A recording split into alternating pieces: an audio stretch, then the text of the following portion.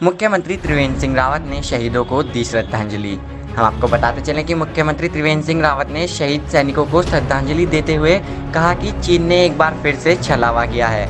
नियमित शांति वार्ता के दौरान चीन ने हमारे सैनिकों पर आक्रमण किया है, लेकिन हमारे सैनिकों ने जो शहादत दी और चीन को मुंहतोड़ जवाब दिया है, उससे चीन को समझ आ जाना चाहिए कि भारत की सेना किसी का भी सामना कर सकती है। अब चीन की गलतफहमी दूर हो जानी चाहिए। हमारे सैनिक निहत्थे थे, वह बातचीत करने गए थे, धोखे के साथ उन पर आक्रमण किया गया, लेकिन हमारे जवानों ने पराक्रम के साथ जवाब दिया। हमारे सैनिकों की शहादत और वीरता को नमन है।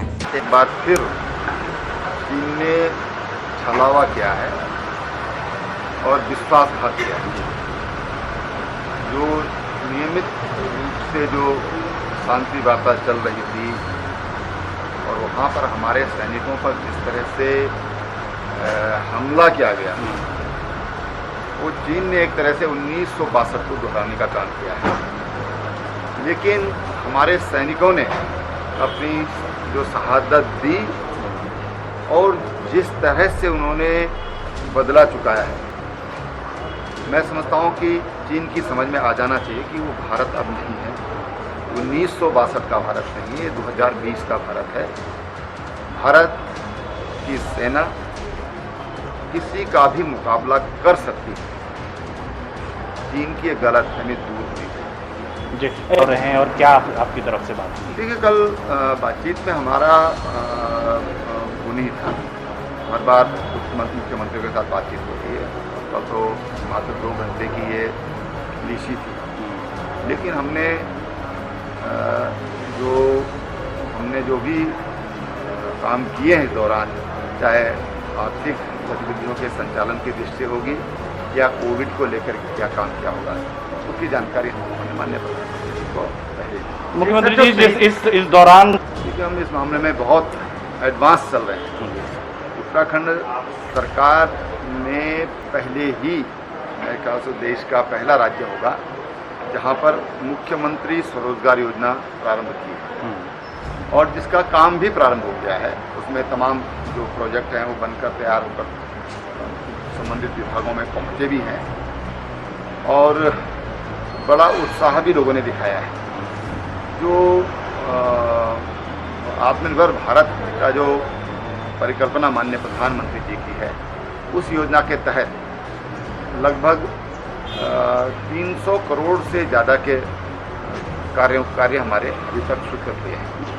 मैं समझता हूँ कि जो पैकेज माननीय प्रधानमंत्री जी ने दिया है और जो मंत्र माननीय प्रधानमंत्री जी ने दिया है आत्मनिर्भर भारत का, वो निश्चित रूप से उत्तराखंड जो टीरी को लेकर आप लोगों ने जो रिपोर्ट भी आई है, किस तरह देखते हैं? हालांकि अब रिवर्स पलायन भी काफ़ी हुआ है, लेकिन फिर भी आप इसको चिंता क्यों मानते हैं? हमने सरकार बनाते ही ग्रामीण विकास एवं पलायन आयोग गठित किया था और पलायन आयोग हर जनपद की, जिले और गांव के अनुसार उसका अध्ययन कर रहा है, अपनी रिपोर्ट और सौंपते हैं। कल टिहरी जनपद की रिपोर्ट सौंपी गई है कि वहाँ एक गांव की उसमें जानकारी है कि किस गांव से कितना पलायन हुआ है, कितने लोग वहाँ पर अभी गांव से बाहर गए हैं और उन गांव में क्या क्या सुविधाएं इस समय उपलब्ध हैं।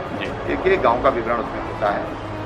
तो पलायन और अपना अध्ययन का काम कर रहा है। उसी आधार पर हम लोगों ने जो चाहे ग्रोथ सेंटर का कॉन्सेप्ट होगा या फिर मुख्यमंत्री स्वरोजगार योजना का कॉन्सेप्ट होगा, उसी पर उन्हीं अध्ययनों के आधार पर आगे जो विभाग हैं वो उस पर काम कर रहे हैं। 20 शहीदों, देखिए, उनका जो बलिदान है वो बहुत बड़ा बलिदान है। जिस तरह से हमारे सैनिकों ने वहाँ पर, वो निहत्थे थे तो बातचीत करने के लिए गए, किसी तरह के उनके हाथ में डंडा भी नहीं था और उनको ये उम्मीद भी नहीं थी कि ऐसा कुछ चीन की तरफ से ऐसा धोखा होगा। उनकी वीरता को और उन्होंने जो जवाब चीन को दिया है, उसके लिए श्रद्धांजलि स्वरूप कोई ऐसे शब्द ही हमारे पास नहीं है कि उसकी पूरी तरह उसको व्याख्यायित किया जा सके। कोई शब्द हमारे पास नहीं है। बस हमारे पास अगर कोई शब्द है तो श्रद्धांजलि शब्द है, उनकी वीरता को नमन है। और कहीं न कहीं ऐसा लगता है कि उसमें हो सकता है उत्तराखंड के लिए कुछ हमारे वीर जवान से। Thank you.